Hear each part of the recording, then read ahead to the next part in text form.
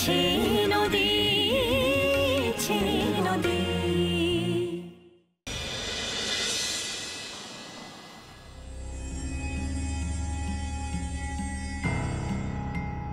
তোমাকে যেন কোথায় দেখেছি ঠিক মনে করতে পারছি না। দেখেছেন আপনারা কাল আমার শ্বশুর বাড়িতেই গিয়েছিলেন।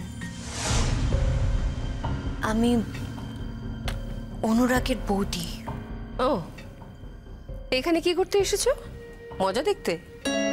আমার মেয়েটার কি অবস্থা হয়েছে সেটা দেখতে এসছো না? শর্মিষ্ঠা, কেন ওকে এভাবে বলছো? আগে দেখো না ও কি জন্য এসছে। আমার কিচ্ছু দেখার নেই, কিচ্ছু জানার নেই। আমার যা দেখার, যা বোঝার, সব বোঝা হয়ে গেছে। আমি বুঝতে পারছি আপনাদের মনের অবস্থা। আসলে আপনাদেরকে অনেকগুলো কথা বলার আছে। আমি জানি কথাগুলো আপনারা শুনলে আমার উপরে আর রাগ করে থাকতে পারবেন না। আর কি কথা বলবে বলো তো মা? কি বলবে? আমাদের মেয়েটার জীবনের উপর দিয়ে যা ঝড় মরে গেল, একটা সুস্থ মেয়ে আমার মানসিক ভারসাম্য হারিয়ে ফেললো।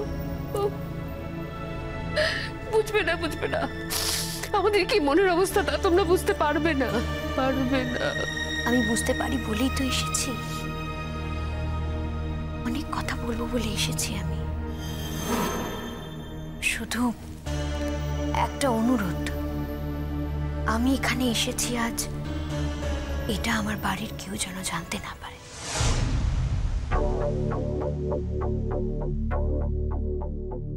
সে কি, তুমি বাড়িতে বলে আসোনি? বাড়িতে বলে এলে আমাকে কি ওরা আসতে দিত? শুধু শুধু এই বিষয়টাকে নিয়ে একটা জল ঘোলা হতো। তাছাড়া আমি আপনাদের একটা কথাই শুধু বলতে এসেছি, আপনারা আপনাদের জায়গাটা প্লিজ ছেড়ে দেবেন না।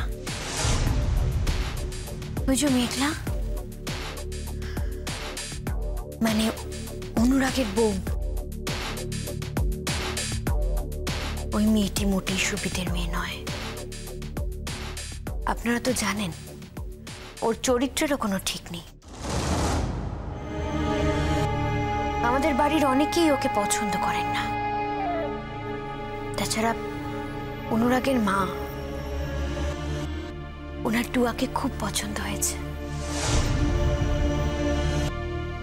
উনি তো বলছিলেন টুয়ার মতো মেয়ে যদি সত্যি আমার বাড়ির বউ হয়ে আসতো তাহলে উনি কত শান্তি পেতেন।